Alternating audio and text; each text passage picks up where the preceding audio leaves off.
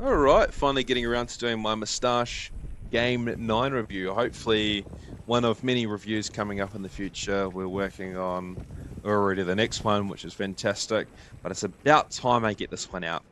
I've had the pleasure of riding this thing for 3.5 months, and what a good 3.5 months it has been.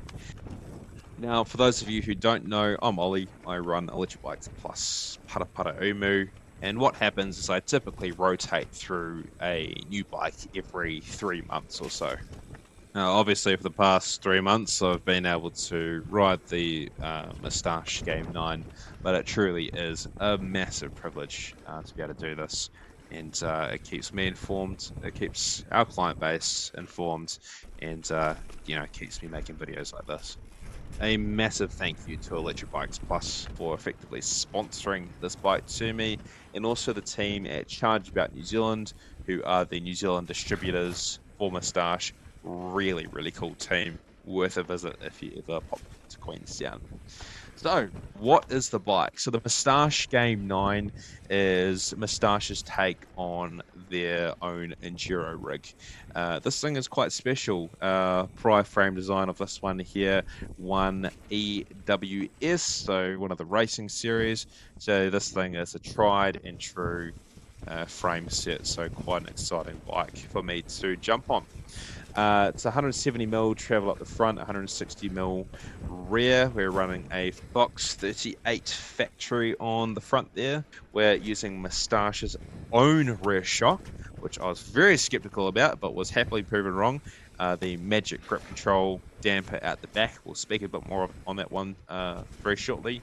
So we're running a full Shimano XT group set.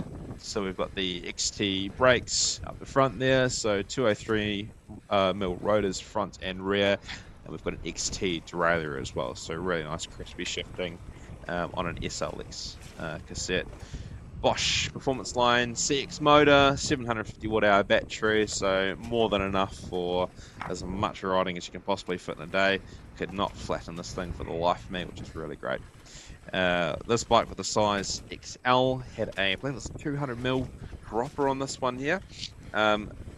Different to last year's outgoing model, this thing you could slam the dropper all the way into the frame, which perfect, absolutely perfect for me.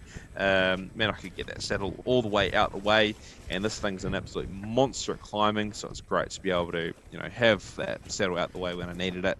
A lot of adjustability in between, so really cool in that regard. Moustache's own wheel set for this one. We'll speak on that one later. Moustache's own carbon bars, etc. It's worth noting this frame is absolutely gorgeous. The amount of times I was stopped on the trails and people commented on this thing was absurd. The lines are incredibly clean. It just looks slick, like beautiful frame design. You can't even really spot a weld on this thing. So yeah, very clean work from the team at Moustache. Now, what is this thing? What is it intended to do? What are you going to do with it? This is truly one of those bikes that is a jack of all trades. I've come from bikes where they're, very much on the trail side, very much on the super enduro side, big rapid downhill bikes.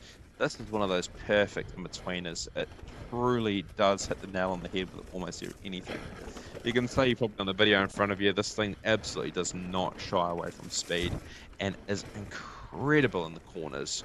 So one of the more notable things about this bike is, of course, that rear shock from Moustache. Oh my god, does it track well. Coming from coils in the past, this thing is probably the closest shock I've ever tried to a coil. What is the con? It does not like to leave the ground. This bike is definitely a trail hugger. It wants to keep you tires down, which is really good in some respects, but it's not the best jumper. But my god, does it want to stay hooked. It probably helps running on a set of nice Assegais, which is terrific. But never in my life have I felt more confident leaning a bike very far over into the corners. This thing absolutely shortens up very nicely and wraps around corners terrifically. Probably due in part with how low they've managed to keep the center of gravity down on this thing. The battery weight truly sits very low in the frame. Now, also speaking of in-house parts, the shock obviously caught me by surprise, as did the wheel set on this thing. So Moustache makes their own wheels, which is really, really cool to see. With a lot of manufacturers, that's not necessarily a good thing. Can think of a few notable brands which I won't mention. But hey, this wheel set was fantastic. Really light, really durable. Only needed a slight little tweak at one stage with a spoke wrench. But my God, properly ride these bikes. And no, the spokes were very durable, rims were very durable, and the rear Mavic hub was really nice with a Star Ranger system, kind of akin to what DT Swiss use in their hubs. So all around, really, really nice in regards to that one. This thing actually does not weigh very much. So, for an e-bike, it probably comes in about 23.5 kilo, which, is on the lighter side of the spectrum, especially for a full alloy build. So super nimble bike, you're able to actually manipulate this bike when you do get in the air quite nicely. So really good to see in that regard. Now, who is this bike for? Well, I said it earlier, this thing truly is quite the jack of all trades. If you like your bike park stuff, it's going to do really well. If you like your single track or your local trails, this thing is an absolute dream to ride. It's going to do most things very well. I've even taken this thing on a bit of tech and it just flies through it. So, very nice on all of the above. In New Zealand, we've got a lot of beautiful rail trails and a lot of scenic trails as well. If you wanted to treat yourself, I wouldn't say no. It's a very comfortable platform.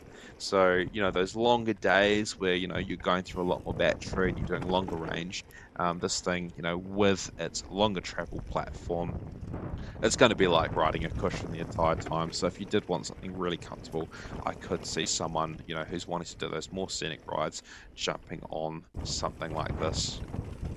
And at the end of the day, with a bike like this, you do pay good money for them, and they've truly nailed just, down to the little things, the way the battery comes out, the way in which everything's quite seamlessly put together, the lack of visible welds, etc. Moustache has truly done a very good job with this bike.